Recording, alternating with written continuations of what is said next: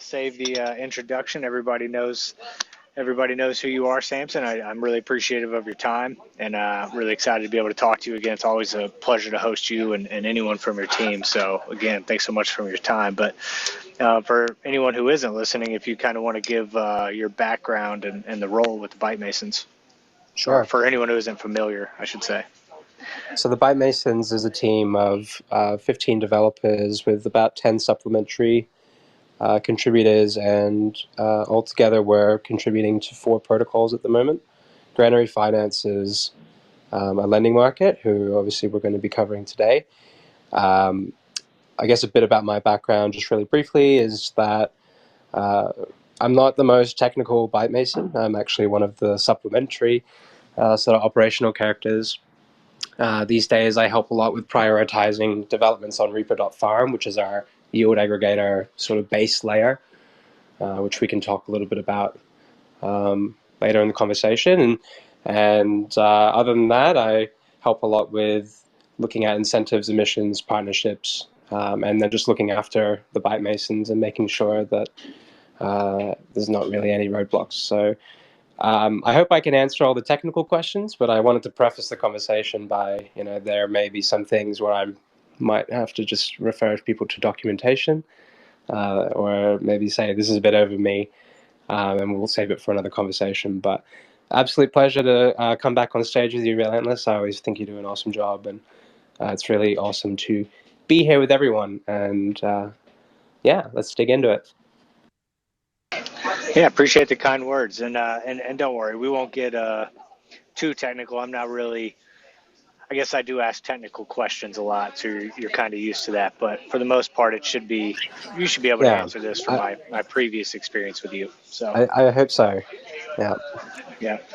And just for everyone that's listening, the team here has generously sponsored a giveaway for the 2 best questions of 100 grain each.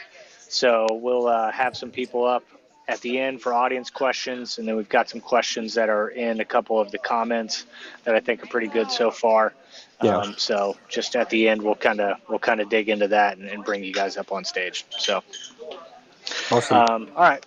So what I wanted to ask you first before we really dive into grain is kind of, what are your thoughts on the current state of money markets and current issues, right? There's a bunch of money markets that have launched recently, a ton on Arbitrum and like different chains, but it just somewhat feels, like it's starting to get a little bit convoluted. So what are your kind of thoughts on the current state of the lending markets overall?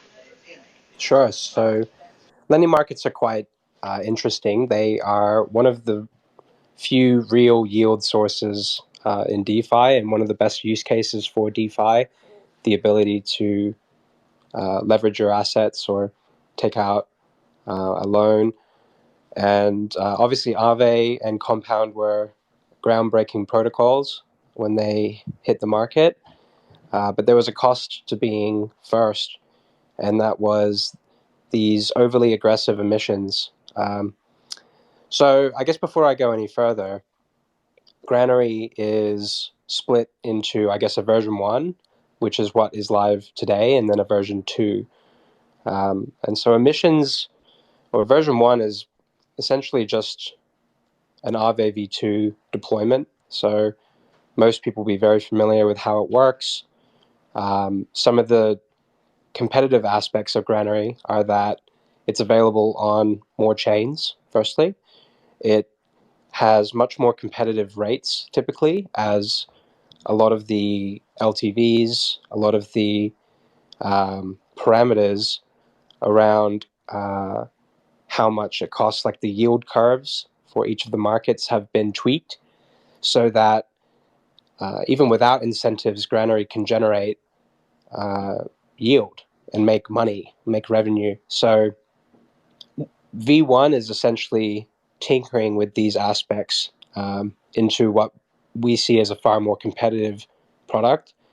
And one of the main, aspects of control that we have over V1 right now is emissions. And I guess this is to, go back to the start. The cost of being first for Aave and Compound was that they had to spend a lot of money, a lot of token to make lending markets fun, to invite people to try it out.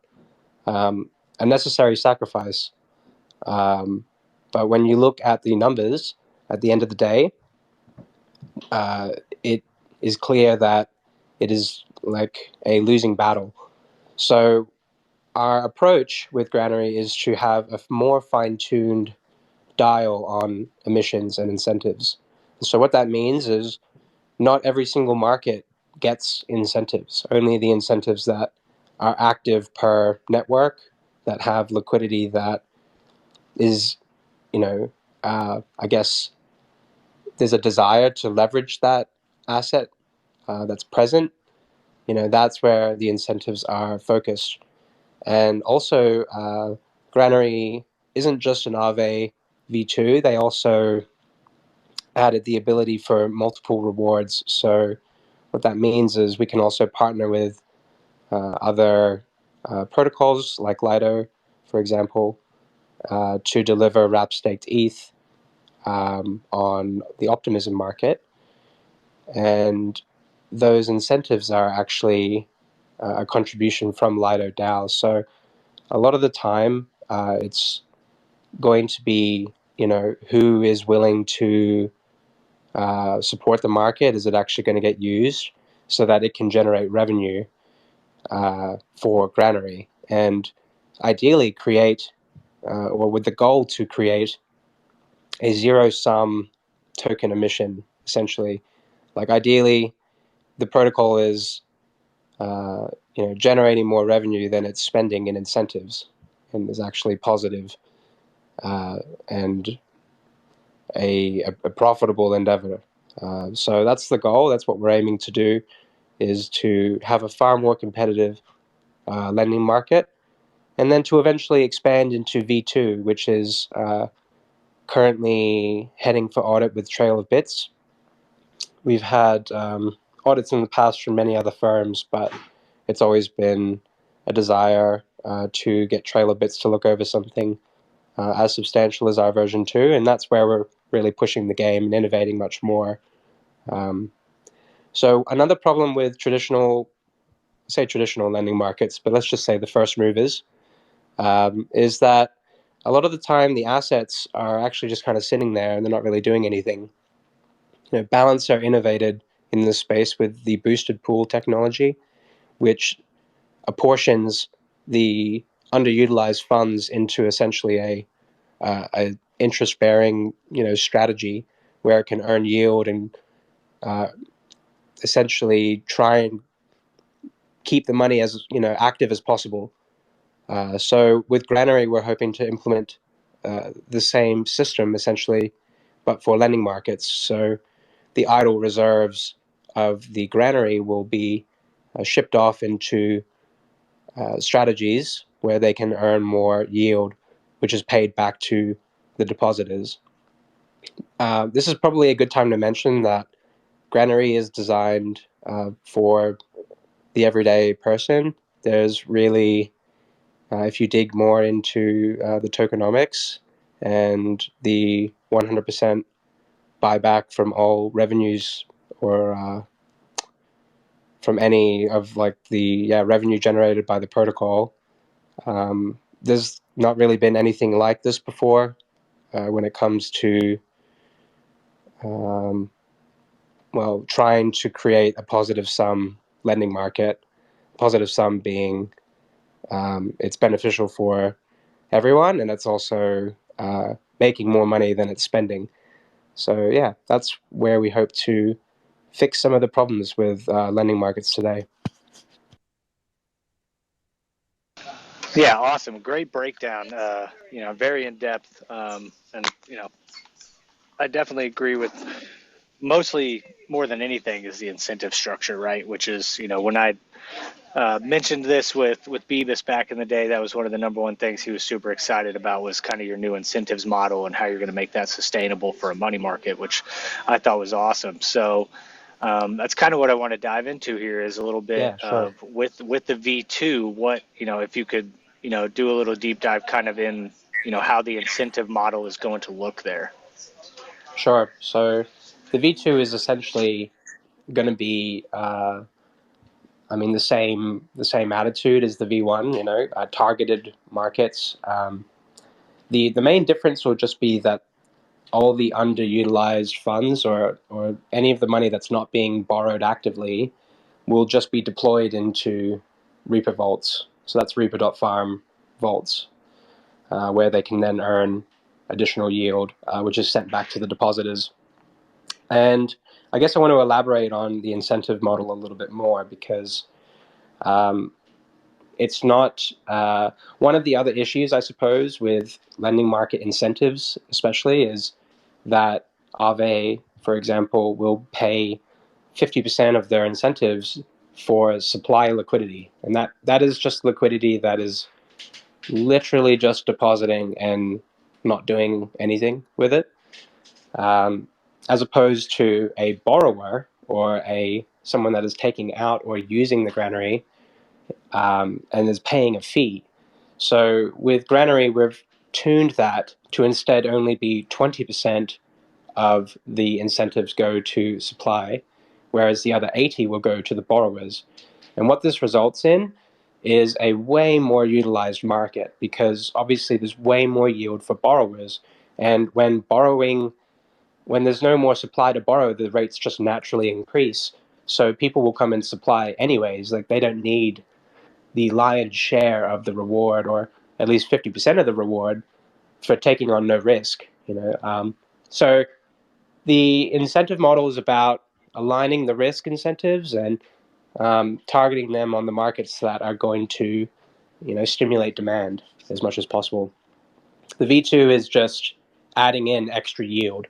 So if you were to, for example, go to maybe like Beethoven or Balancer, or another Balancer fork where they have boosted pools, when you hover over their incentive, like APR, it has that breakdown. There's like the swap fees, then there's the actual incentive, usually in the form of Balancer token, and then there's the boosted APR, and that's what the Balancer vault is earning on your behalf with the sort of idle liquidity. So we're hoping to accomplish, the same system, but just in a lending market context.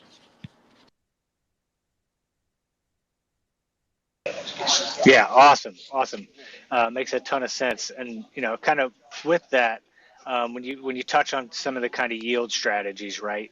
Are you guys, and Ziggy Miggs actually hinted at this in one of the questions, and it's a good question. Are you guys doing like delta neutral strategies on each chain? Like, for example, he mentioned he wrote it better, but than I did. But like, for example, in a silo, or the yield strategy is going to be kind of multi-chain.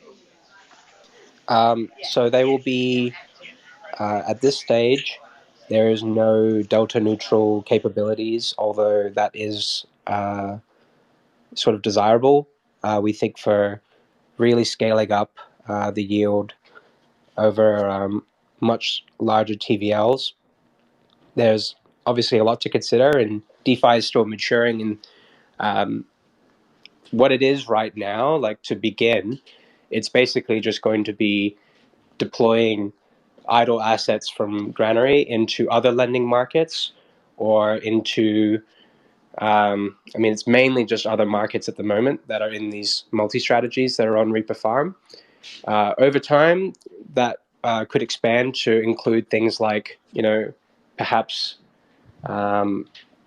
doing like staked ETH LP farming, for example, or anything that sort of meets the risk parameters of the strategy. And these things are slowly developed, step by step, and incrementally. So, for example, the Reaper strategies are currently on a supply-only mode, so they're not looping the funds optimally. So they're leaving a bit of yield on the table. But that's okay, because it's just testing at a lower risk profile. So Granary will have a similar fine-tuned risk profile, and maybe even in the future have its own Reaper private vault that perhaps the multi-strategies on Reaper Farm will outgrow Granary Finance, and Granary may not feel comfortable doing delta neutral strategies. So in that case, Reaper could launch a private Granary vault, which does not include those strategies. So that's all to say that these things are fluid, and we're just going to be adding strategies over time that are proven safe and reliable. Yeah, I hope that's a good enough answer.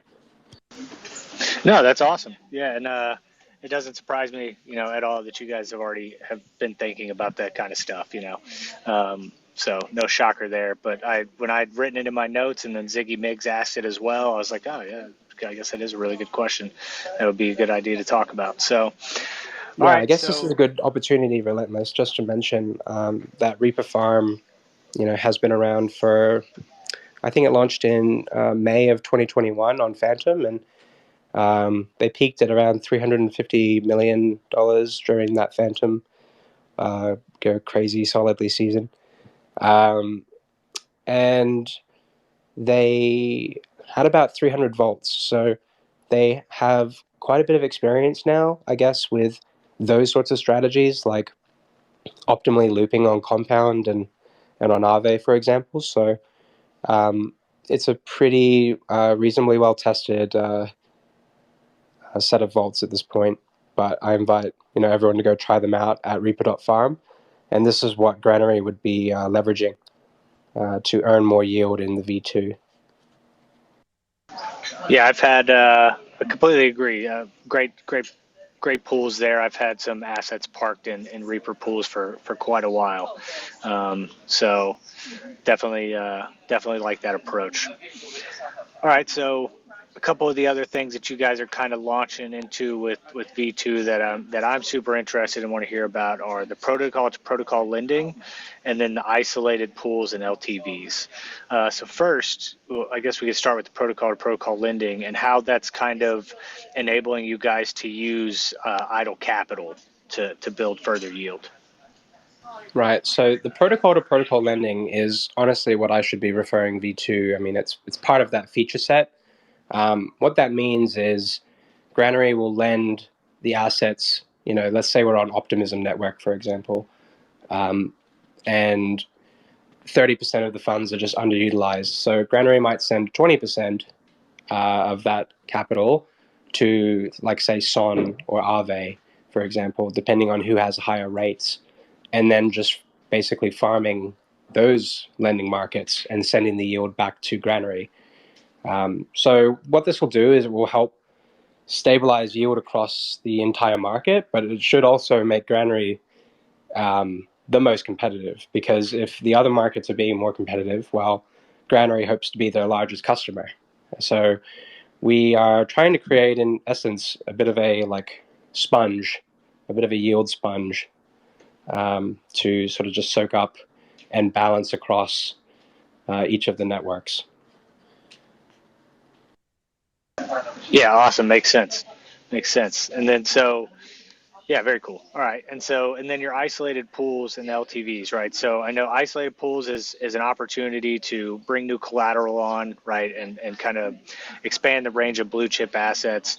But is that just going to be focused on blue chip assets? Or are you guys looking at potentially being able to, host more, risky assets potentially? I guess it would really come down to does the asset have good enough liquidity on the chain? And if so, they would probably have a Chainlink Oracle. That would probably be the one requirement that I can think of. But this is where I'll use I'm not the most technical Granary Finance member cap. And so I hope I'm not disappointing anyone with my I guess, view of that. But I would say, things it would allow us to support more exotic tokens that maybe aren't ready to be exposed to the entire market. Isolated markets just make more sense. It allows users to dial in their own risk.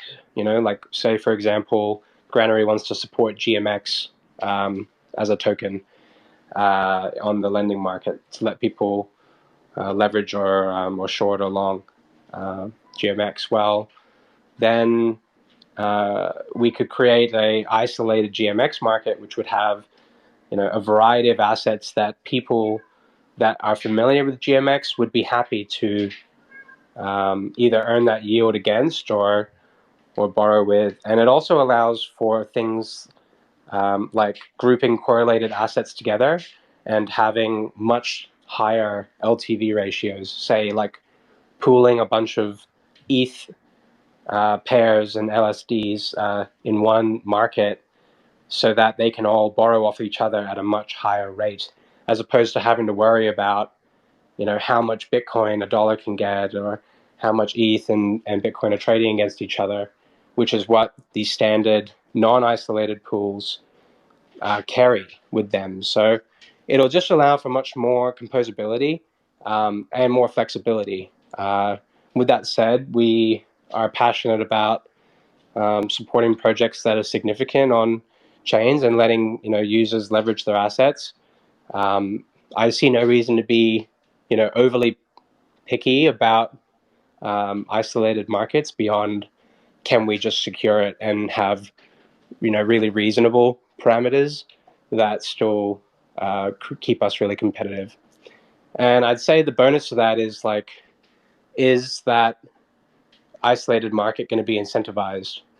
Because there may be situations where Granary could leverage its technology to, create fantastic opportunities, but not bear the brunt of that expansion. And that would obviously be far more attractive, for it to be considered. Yeah. Makes complete sense. And then since you mentioned it, one of the questions that I had, I'll just go ahead and kind of ask it is, you mentioned LSDs. How are you guys looking at, I've had some conversations with some other people about the effects of being able to borrow, or use LSDs as kind of collateral and stuff like that. So how are you guys looking at that for Granary and the potential for LSDs there? Definitely. I mean, it makes sense. We were a large voice behind getting the wrapped staked ETH Chainlink feed on Optimism. We're like battering on Chainlink store as much as we can, like begging them to, pick up all these new assets. And what I mean by that is, LSDs like Frax ETH, CB ETH, I mean, even staked ETH and Rocket ETH, they don't have USD pairings on Chainlink. A lot of them have their conversion pairings, so like Rocket ETH against ETH, for example. Now, Granary uses exclusively USD Chainlink feeds. That's not to say that we couldn't sort of daisy chain, like take the ETH price and then compare that against the ETH USD Chainlink price. But it's not really that simple, and it's not something that we're doing. So right now, our message is like we love this aspect of DeFi and leveraging these staked assets that are helping to secure the network, while simultaneously, unlocking a whole new level of yield and efficiency for users, and would love to be at the forefront of it.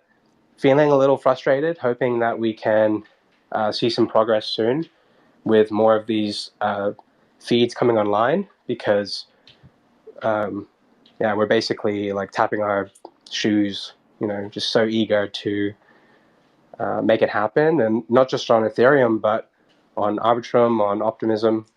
I should clarify that staked ETH has a rebasing problem, which makes it difficult to use in lending markets. Euler has a fantastic write-up about this, which I've shared before in our Discord, and I can find it if anyone's interested. But essentially, you need a wrapped staked ETH feed, and the only one that exists is on Optimism. So yeah, we're basically just hoping that Chainlink pull up their socks and deploy all these new oracles, but they are expensive to maintain. And I know that they're doing their best, but yeah, hoping we can be, as soon as they're up, like we want to be the first market, that is listing these assets and trying to create, new opportunities there. Yeah, awesome. I'm excited to watch that narrative, play out. And then, it's kind of crazy. We talk about how fast DeFi moves, and then, you know, then you say you're sitting here tapping your shoes, waiting for something to happen. It's just not what you usually hear. But I mean, I get it. It's complex and expensive, right? Just like you said. But once those oracles are up, I can only imagine how fast it's going to move. Yeah, I mean, to me, it's shocking that like between all of the other lending markets, like Aave supports it, but they price everything against ETH, and Granary is just not really programmed that way. So yeah, very much looking forward to it. Very much looking forward to that. Oracles are like a very tough thing, and I think for a lot of people, only the best will do. And in that way, Chainlink certainly has made a name for themselves. But there is a lot of other exciting Oracle technology, and there's also a lot of really exciting bridge technology that's being developed right now that I think will make these problems go away in the future, and we will be able to iterate much faster and have more permissionless Oracle systems, perhaps, where like it reduces like the friction to get one of these things, because like a lot of the time I think communities would benefit from being able to integrate with like a money market like Granary, but unfortunately like you kind of need the Chainlink feed to sort of make the cut, and that's pretty brutal. But I'm going to put my non-technical hat back on and just like step away from like any more of the like nitty gritty there. I really appreciate all the hard work that Chainlink and other Oracle providers do to secure these assets, and it's so important and so vital. Oracles are something that we're trying to innovate on ourselves at Granary. We have in the works, it's like a risk oracle essentially. What we're hoping to do is look at how a user interacts with Granary and make an assessment of is it healthy or is it optimal? So things like how long have they been using Granary and have kept their deposits and borrows and et cetera, positive. And then we could potentially start to offer different rates, through this risk oracle, to incentivize optimal behavior on Granary. So I can't really dig much more into that, but these are the sorts of things that we are exploring to try and find ways to make sure that Granary is, hyper competitive, and by creating users that are aware of how to optimally use it, and showing them how to be, at their best with it, then we hope to deliver that, because the incentive model is so much more aligned for the success of the protocol, and we also will have the capability to generate additional yield from the underutilized funds. So yeah, that's sort of where we're heading with Granary. It's going to be quite a bit of work still. The risk oracles are still quite a bit away, but it's just something down the road that is being assessed. It's not a firm commitment. Although I know the team has talked extensively in public before about the risk oracles, but yeah, I'm not the most aware beyond what I've explained. So I hope that is enticing enough, and you can all look forward to learning more once they sort of make their way through audit. Yeah, absolutely. I'll be looking for it. And then, the last thing that I kind of wanted to talk about, it's focusing kind of on V2, you talk about the health of the protocol, is what you guys have done for liquidations, and the kind of value capture model that you guys are implementing. Do you kind of want to talk about that? Because I read it in the in the medium here, and I'm just kind of wondering like the ins and outs. Are people still able to get some of that bonus for doing the liquidations, or what are the factors that encourage those liquidators to contribute that money back to the ecosystem? So what they're working on is all the liquidations are actually going to occur in-house. So there's just been essentially a bot that's been created that will just start liquidating as soon as loans are unhealthy until they're healthy. And all of the revenues generated will just flow back to the Granary users. So, it just sort of seemed like leaving money on the table a little bit. And it just is something where Granary can sort of be hopefully more reliable as well. Because liquidations are something that you need to be done timely so that people respect them and pay back their loans when they're getting unhealthy. So that's one of the I guess core pieces of technology in the lending market, and it's something that we're really proud of pushing to the limit. And having that work on every chain as well is not as easy as it sounds, but something that we're really passionate about, making sure that we can hit our quality across all the different chains that we support. And we look forward to even more multi-chain expansion in the future, picking up new networks as they make sense. So yeah, V1 is still going to be around, and when V2 happens, it'll be like a separate window, so users can opt in to the V2 market and have that extra yield. Or if it does not fit their appetite just yet, they can stick with the V1. It's not going to be going anywhere. So I just wanted to clear that up in case anyone was wondering. Yeah, awesome. And then just kind of a broad, kind of a picture of Granary here. I think that generally covered the in-depth kind of things that I wanted to chat about. I didn't want to take too much time from the audience being able to ask their questions. But I have been asked a couple times for kind of an in-depth-ish explanation of really how Granary V2 is going to feed like the entire ecosystem for Ethos and just the whole Oath ecosystem. If you could just kind of give a generalized explanation of that. Sure. So another reason why the 80-20 incentive model, and when I say 80-20, I mean paying 80% to borrowers and 20% to suppliers.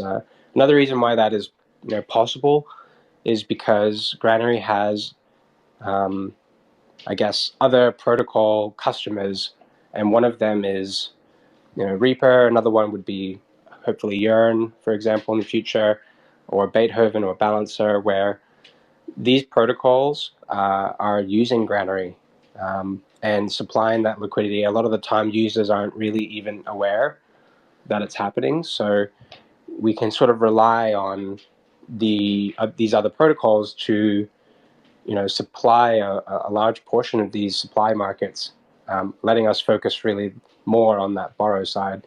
So following on from that, Ethos Reserve, or ethos.finance, for those that haven't seen it yet, is a CDP platform which leverages Reaper Vault technology as well. So users deposit Bitcoin or ETH or OP token into a CDP and take out a loan denominated in a token called ERN. And the assets that are deposited, so the Bitcoin and the ETH and the OP, they actually are sent off to a Reaper strategy, or a Reaper Vault rather. Now this is a private Reaper Vault, so it's not the same one on Reaper.farm. It's got a way higher, it's a way higher barrier to entry essentially for a strategy to enter the Ethos strategies. It's we don't take really many risks or any risks with that vault. So it's doing things like only supplying on SON and only supplying on Granary.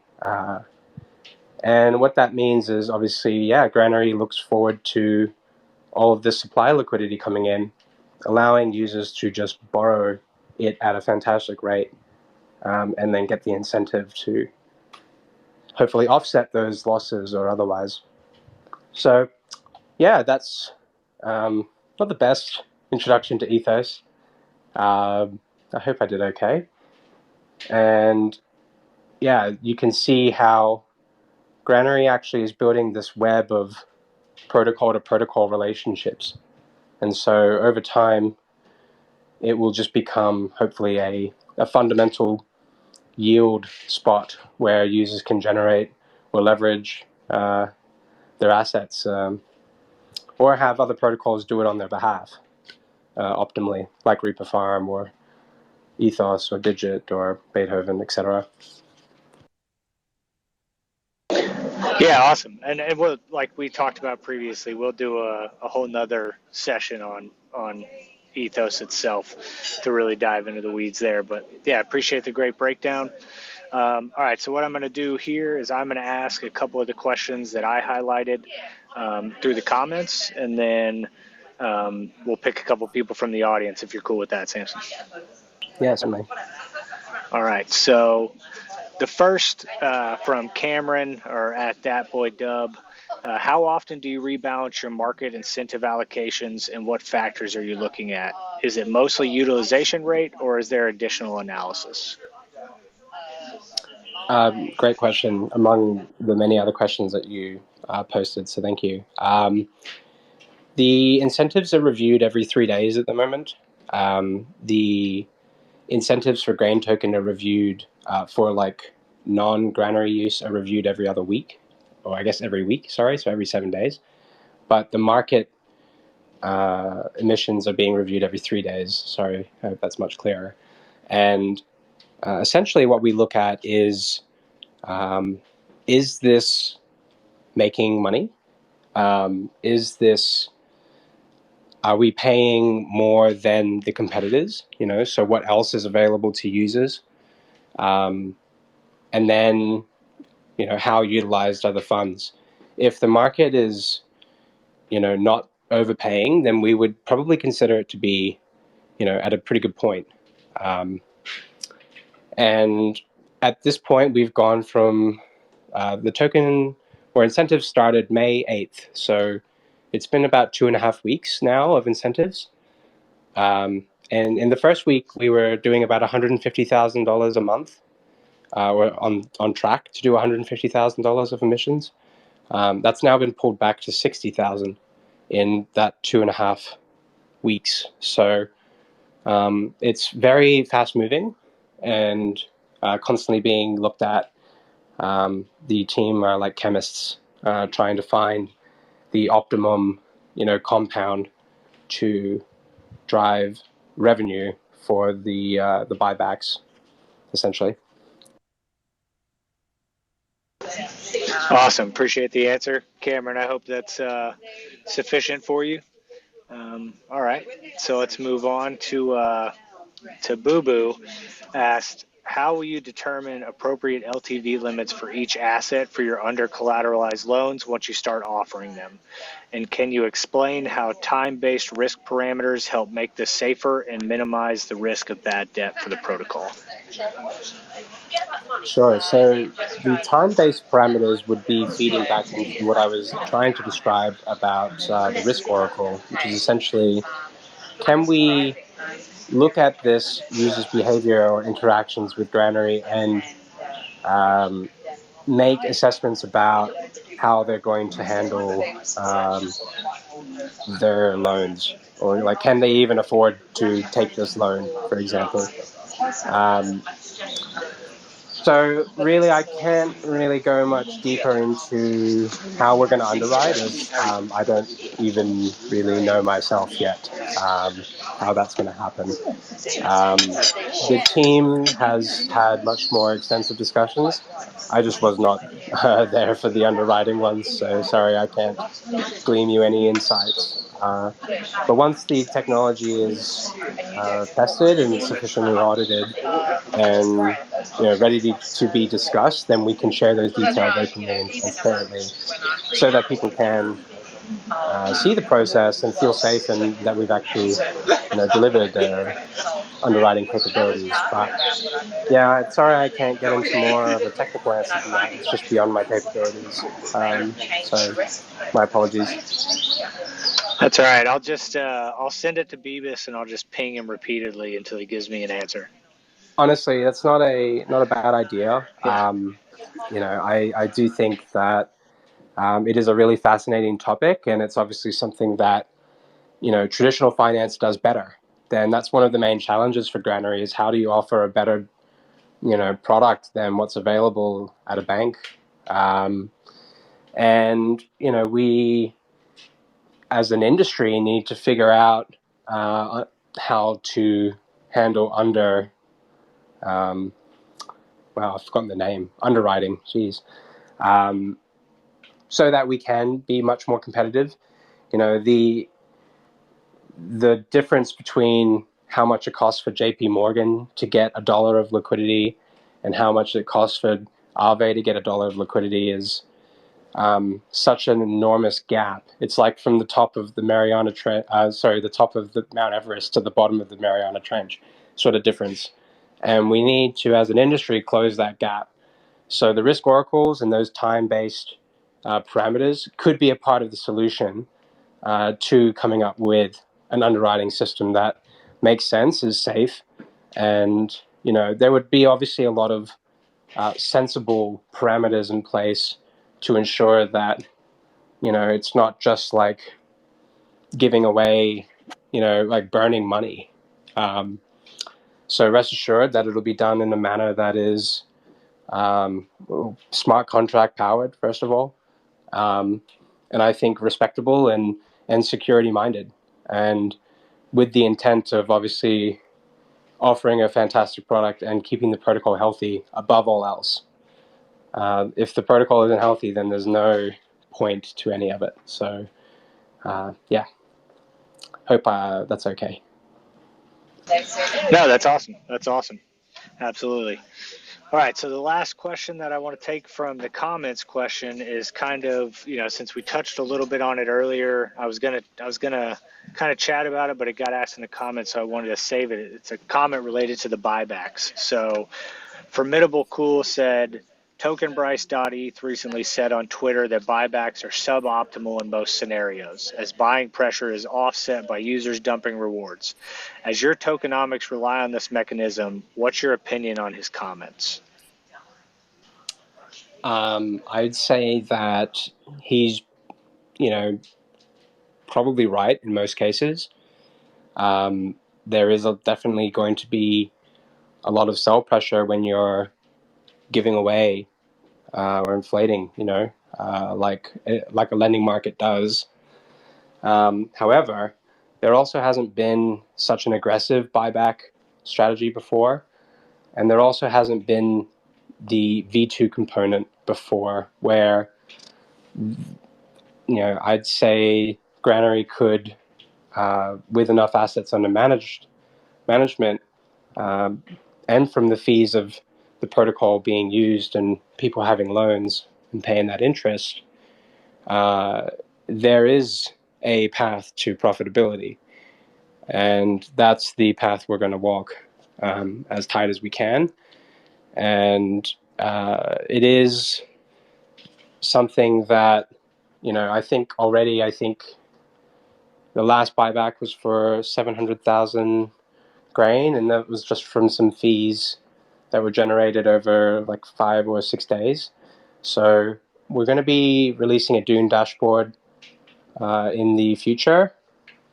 That's being worked on currently to sort of surface a lot of this information. And another thing that is going to be released is a buyback contract, so that anyone can at any point call a grain buyback, and all of the fees will just instantly go and market buy grain. And there will be a bounty on that buyback contract so that it's incentivized. And this will help keep buybacks unpredictable, permissionless, and totally visible to absolutely everyone.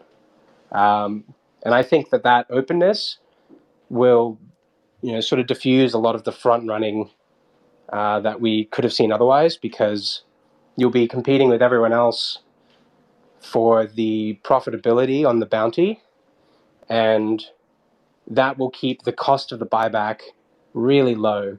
So instead of like massive buys, which are then just sold into, it'll be a sustained buy, just like it'll just never end. As soon as it'll only end when the incentives, when it stops earning fees, which could, outlast us all theoretically. So that's how we're hoping to, change his mind. But I do think, given what we've seen, I would be skeptical. And with that said, of all of the like DeFi participants, I've always trusted Beavis and the Byte Masons to want to deliver something that is truly outstanding, especially when it comes to, performance and the smart contract, I guess, innovation. And I think the buyback mechanism is a really simple change, but a really effective one. And yeah, it should result in just a constant hum of grain buys. Yeah, I'm pumped for you guys to roll that out. I have some immediate questions that I'll save for another time and wait for some documentation to come out about how that's going to work. But that's a fascinating concept. So I'm definitely excited to see you guys roll that out. So, all right, I appreciate you taking all the questions out of the comments. I guess what we can do is kind of turn to some of the audience questions while we still have some time. I'm going to pull up the first person that requested first because he's been patiently waiting. And then after that, Samson, I'll let you choose a couple people and bring them up yourself. Sweet. Awesome. Let's do it. All right, Mr. Umar, I'm going to add you as a speaker.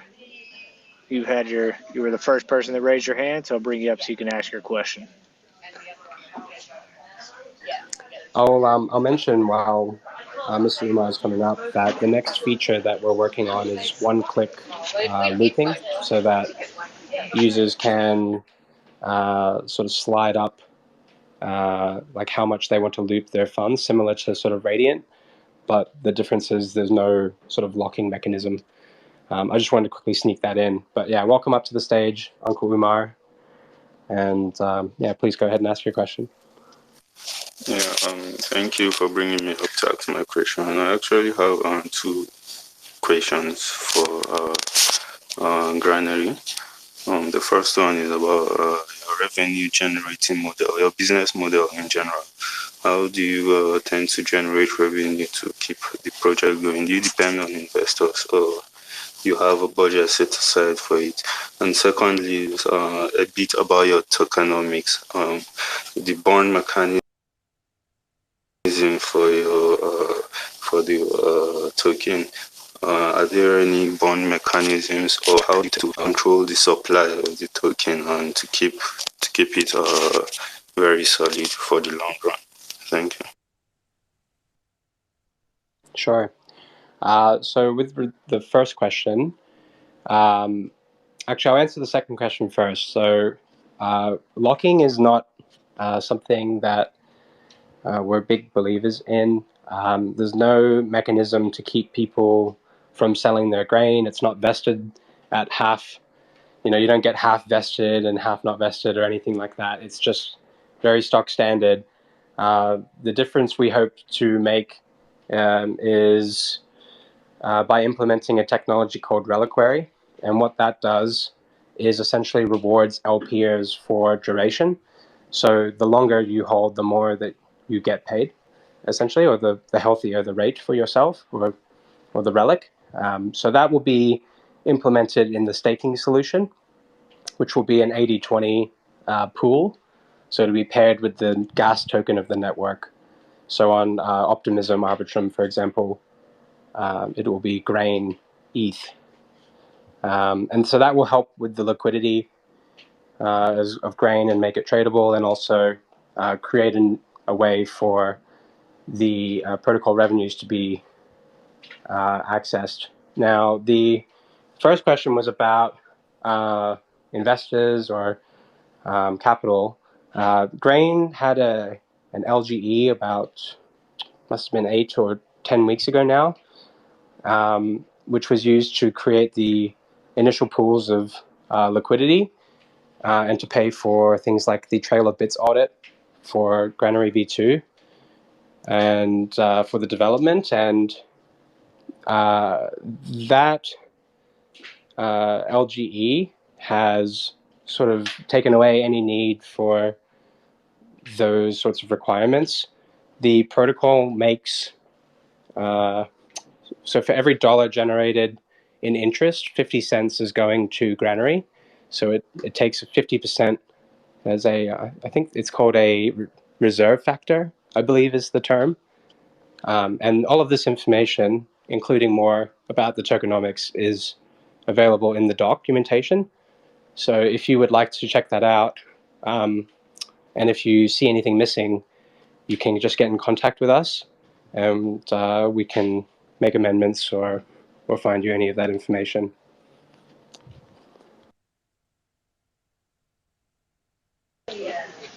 All right. Appreciate you coming up. Appreciate your questions. I'll turn it over to you, Samson. You pick out who you want in the audience. I'll bring them up. Let's go with Panda. I guess he's like the next person next to my name. You can see him. Roger that. Yep. I mean, is everyone emoting? Are you all keen to come up? Is that what that means? I think so. They're all raising their hand. That's yeah. awesome. That's fantastic. Uncle Umar, you're back. Did you hear my answer, or did you cut out? Or Hello, can you hear me? oh, hey Panda, you're up now. I just wasn't sure. Uncle Umar like disappeared from me, but anyways, no worries. All right. Sorry to interrupt. Go ahead, Panda. Yeah, thank you very much for the opportunity. My question, actually, I was going through your website and I was trying to connect my wallet, and I saw that I can only connect my wallet through the browser wallet. So I don't know, does the team can like help us out to like make us to connect to our wallet directly with the app? I don't know whether you actually get what I'm trying to say. Sure. Yeah. Great question. So we're actually in the process of implementing a new sort of wallet interface, which will enable things like Trust Wallet.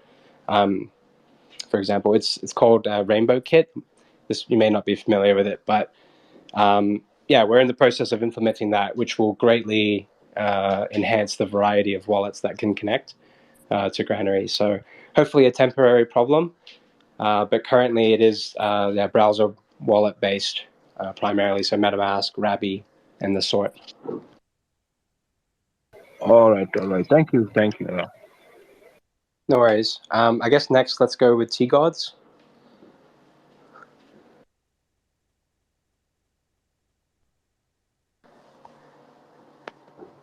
And I got it coming up right now. If you want Relentless, maybe also, maybe Chucky next.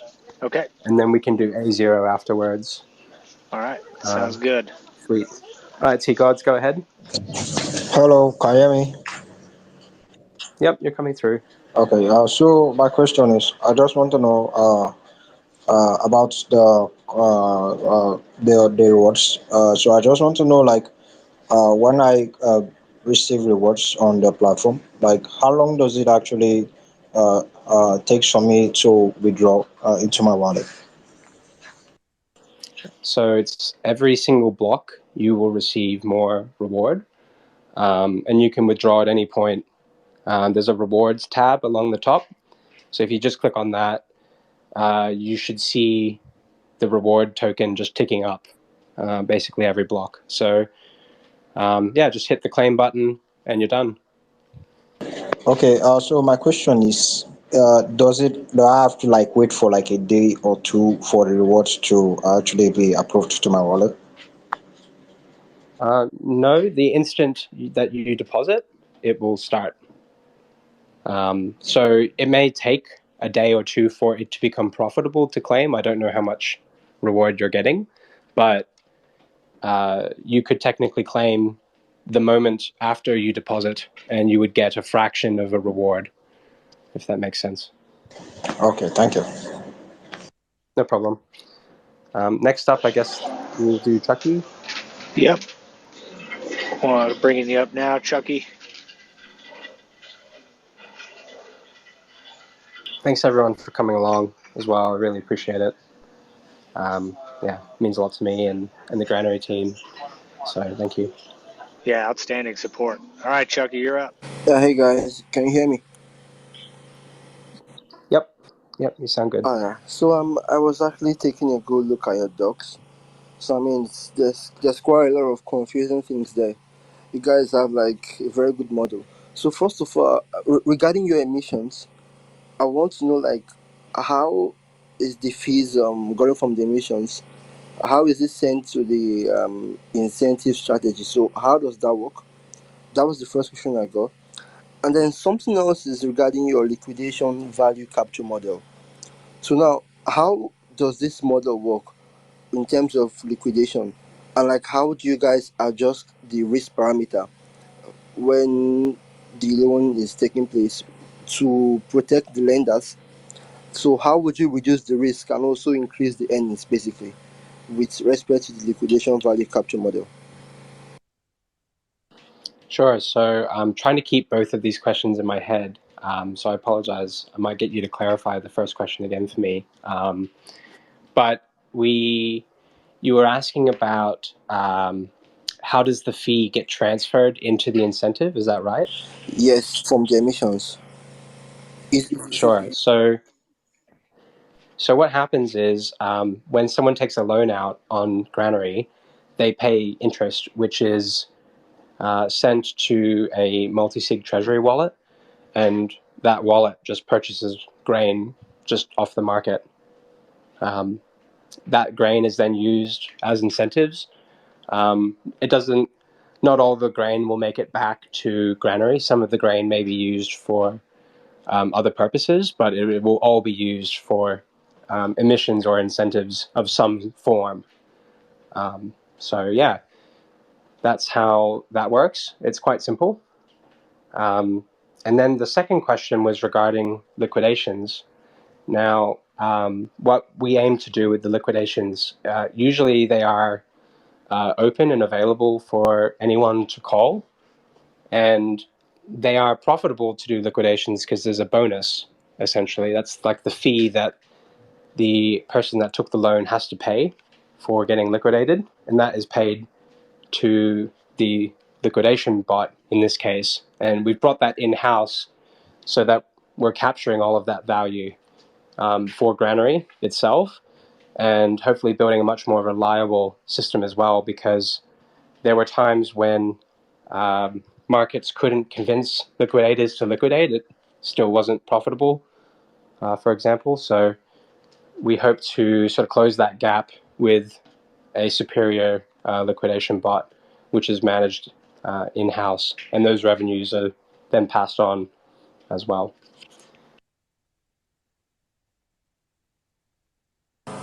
All right, that makes sense. Thank you for your opportunity to ask, and thank you for your wonderful answers. No worries, Chucky. Thanks for coming up. I think next All was right. A0, if you're happy to keep going. I Yep, don't know how much time absolutely. you have in us. I got plenty, so I'm bringing them up right now. Cool. I'm trying to see. There's a lot of hands, guys. Like I see a lot of questions, which is awesome. We may not get to everyone. I'm really impressed with how many of you are eager to come up. So thanks so much. I think you're up, A0, if you want to unmute and ask your question. Hello, can you hear me, sir? Yep. Okay, so my question is, I have two questions. My first question is, for the platform, I just want to know, like, what is the minimum deposit into into your platform. And the second question is, I just want to know, like, given I have like different blockchains and I have like coins and other tokens in the blockchains, can I actually like easily switch between the networks I have and actually stay work with your platform, or I just have to maintain with one chain? Sure. So regarding the multiple chains, Granary is live on 7 chains. So you can access them using the market switcher in the top right. If you click on the blockchain name, there'll be a drop down with all the different networks.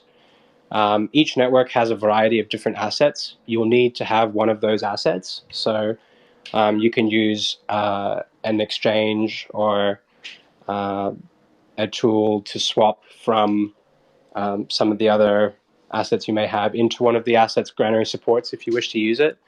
And regarding the first question, there's no minimum deposit. You can deposit, 10 cents to $1 to $100 or whatever you want. It's totally permissionless, and yeah, there's no restrictions in that way. Well, that's awesome. Thank you. No worries. All right, guys, throw up the hands, I guess. And I see young boy. I think I got enough time for probably 2 more people. I gotta hop in an Uber here in about 10 to 15 minutes. We can bring a couple more up for sure if you've got awesome. time, Samson. Sure. Yeah, 1 or 2 more then. The last 1 or 2. Yeah, young boy. Let's do you. And I see 137. All right, cool. I'm bringing young boy up right now. Cool. Awesome. Sorry for everyone that missed out, but I encourage you to, if you'd like, you can tweet at me, BitSamson, on my personal account, or you can tweet at Granary Finance. And anything that we're not able to answer today, I'd still love to be able to respond to. So if you tag my at BitSamson handle, I'll definitely see it. So please do that with any other questions, or you can join our Discord as well. Anyways, young boy, if you want to go ahead and unmute and ask your question.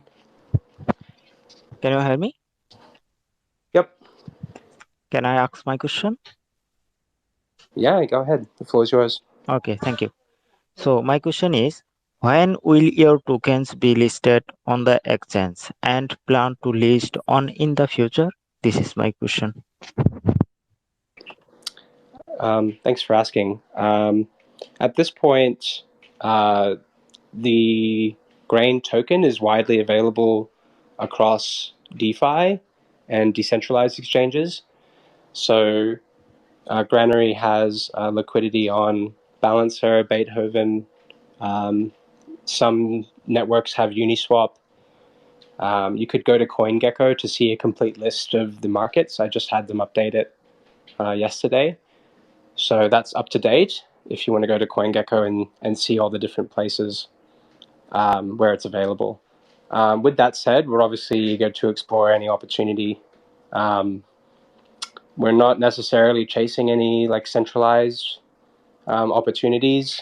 Our opinion is that if we deliver on our core mission and do a good enough job, they'll just list it anyways without us really even having to interact with them, just because they don't want to miss out. So our goal is to just outperform to the point where nobody wants to miss out and not have grain on their network. So thanks for asking your question. Thank you. Thank you so much. Okay, and I guess the last one was 137. If you want to go ahead and invite them up, and then we could sign over for this one, Relentless. But very eager to do another one of these with you in the future, so we can try and get more of these questions answered. Oh, 100%. Yeah, bringing them up right now.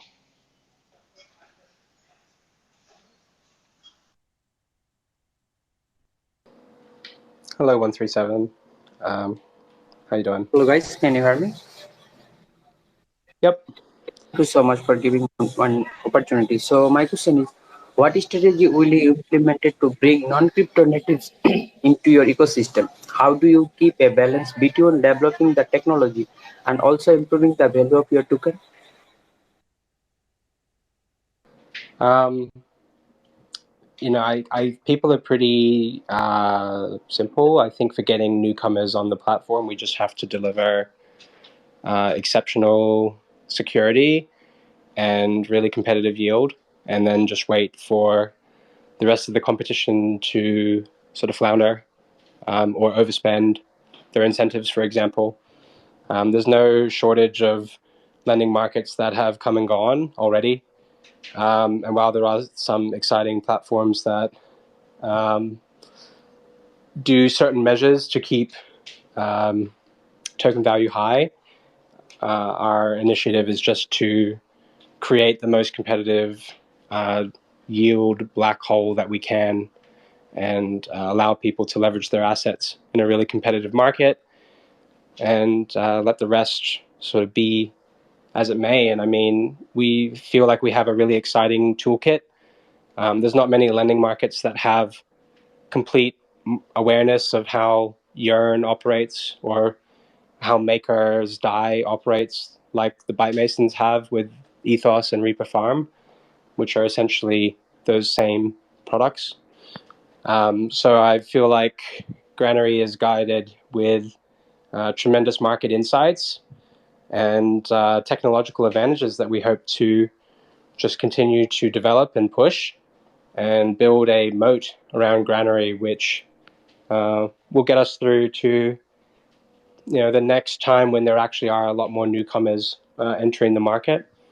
We have seen really tremendous growth in Granary in these last 3 weeks, going from, I think it was like 15 mil TVL to 61 mil the other day. So we feel like it's only a matter of time before the next wave of people become aware of Granary and its ethos and how it offers a lot to each of the chains that it's on. And yeah, we'll continue to develop and build out the V2 and the rest of the roadmap. You can check out our Medium, which is available also at the bottom of the page on Granary, or you can learn more in the documentation about the V2 and the roadmap and what we're developing in that space to continue to have a technological edge, guided by sound principles of emissions and incentives. We're just going to bleed less than the competition and siphon as much of their yield. Not to sound, too much like a villain, but it should allow Granary to remain as the most competitive lending market, especially once V2 is shipped. So thanks so much for the questions, guys. I hope you learned a little bit about Granary. As for the giveaway, I guess I will take a look at all the comments, and I've taken a screenshot of all the speakers as well. So I have all your names, and I will muse on the standout and send my winner to Relentless, and you'll do the same, I hope. And we'll just do some DM exchanges via DeFi Raider, Relentless, and he'll grab your wallets, and then we can get the grain shipped out. So yeah, I really appreciate everyone's energy. Thanks so much for all the questions, for all the support. I'm quite sick, so you've all made me feel a lot better. I hope I didn't sound too nasally. I usually have a much clearer voice, but yeah, I really appreciate everyone's time.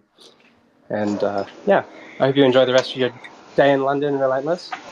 Yeah, thanks, Samson. I couldn't have had a better way to spend the first hour. So I really appreciate that we were able to coordinate this and that it was able to work out at this time. Always a pleasure to talk to you and anyone from your team. So I really appreciate it and look forward to the next one.